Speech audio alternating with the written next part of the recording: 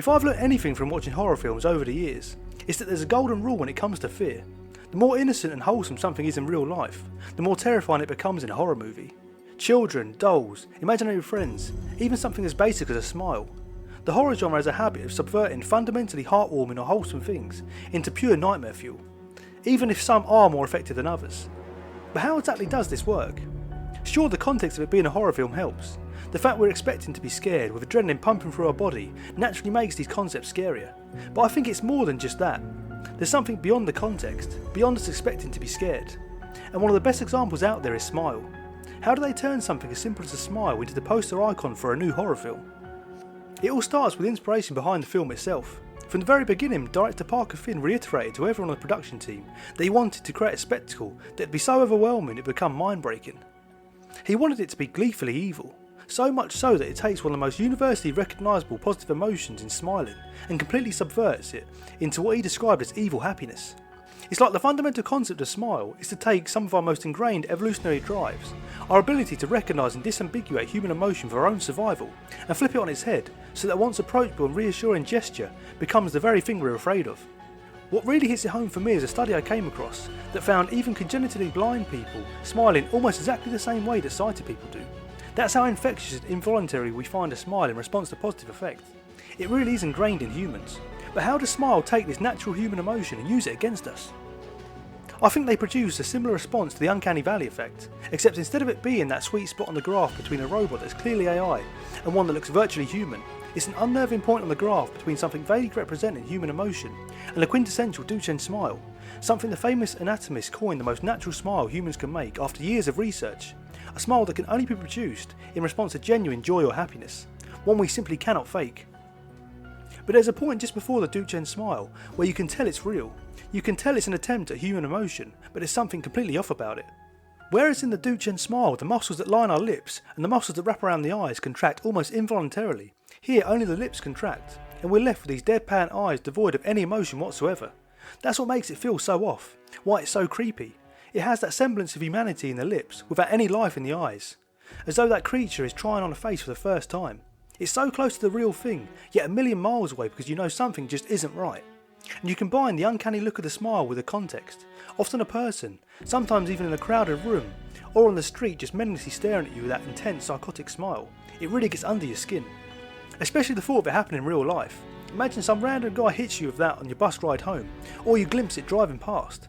It's almost like a glitch in the Matrix. Seeing that would be enough for me to take an entire bottle of red pills and end it there and then. I think it's all of that combined that makes Smile so effective. That's how they managed to horrify the smile. But surprisingly enough, even though that was the poster scare for the film, it was only ever the surface level fear for me. What makes the Smile entity truly terrifying is how it chooses its victims.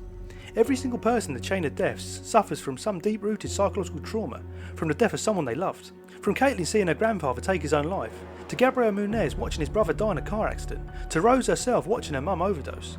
It's like every victim shares two prerequisites for the entity: unresolved trauma and an intense guilt at the very heart of it. And just as Munez's wife told of how her husband could never get over seeing his brother die, the same is true for Rose, who admits she's carried that guilt her entire life. And that's what makes their mind so inviting for the entity. This combination of guilt and trauma, this cocktail of psychological torment creates a wound large enough for it to climb inside and latch onto us with. But it's not enough to have this trauma buried deep inside. The entity has to rip the wound open. And the best way it can do that is by forcing us to witness the most disturbing, gruesome death possible.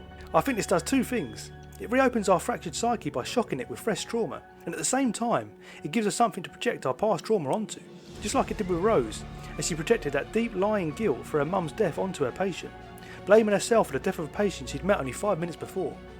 But once we've seen it, there's no turning back, and the creature begins the process of slowly but gruelingly tearing us apart for the next 4 to 7 days, by cutting away at the strands that tether us to reality in the worst ways. With Rose, it starts by isolating her and making the people closest to her believe that she's losing her mind. First her husband when she talks about spirits and ghosts, and then her sister when she gives her dead cat to her nephew, and then it convinces Rose herself that she's losing her mind. It's like it has the power to twist and distort the world of the victim around them, forcing them to suffer horrific visions that leave them questioning reality. There are multiple scenes that start out seeming genuine until Rose sees the smile, almost as though the entity is goading her, forcing her to question what's real before waking up from a trance. In a way, nothing the entity does is real. No one else around us can see it. Nothing changes in physical reality. This is not real. But Rose, your mind makes it real. It's almost like the creature is a mental illness born from a mind that is overloaded with trauma, one that suffers so much pain it has no choice but to self-destruct. And what makes this whole process even more tragic is the inevitability of it. The fact that once the entity latches onto you, there's virtually no hope of escape.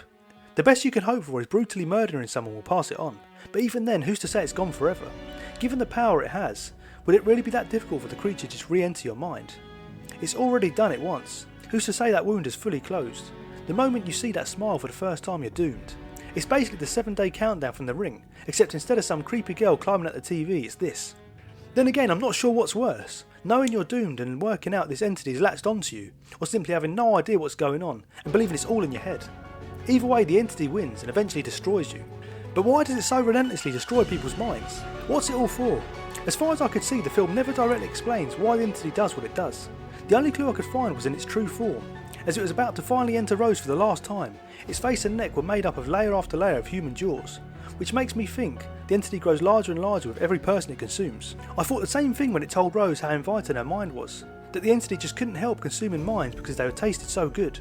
It's the same trope a lot of horror villains use, where part of what makes them so scary is that they have no real motivation. They're a soulless entity hell-bent on destroying and consuming the most vulnerable, and we never truly know why. It makes you wonder what else we still don't know about the creature. There's just so many unanswered questions. What if someone took their own life without anyone seeing? Would that stop the chain? Would the entity even allow someone to do that given how much control it gains over their mind? Even when Rose thought she'd saved herself, it was all a product of her imagination. It's almost as though the creature allowed Rose to feel that sense of relief, thinking she was safe before dragging her back to reality, to shatter what was left of her will, to break her down one final time and resign her to her fate. If it's capable of doing that, who's to say it couldn't stop someone breaking the chain? The only time it failed was with Robert, but even then he passed the possession on. Another interesting question is whether there's more than one smile entity. Because Robert mentioned he'd researched a chain in Brazil where a victim passed on the entity to a neighbour, with a gruesome murder. Is that the same entity inside Rose? It's bad enough there's one creature stalking this world, searching for the most traumatised souls to devour, but multiple, now that's nightmare fuel.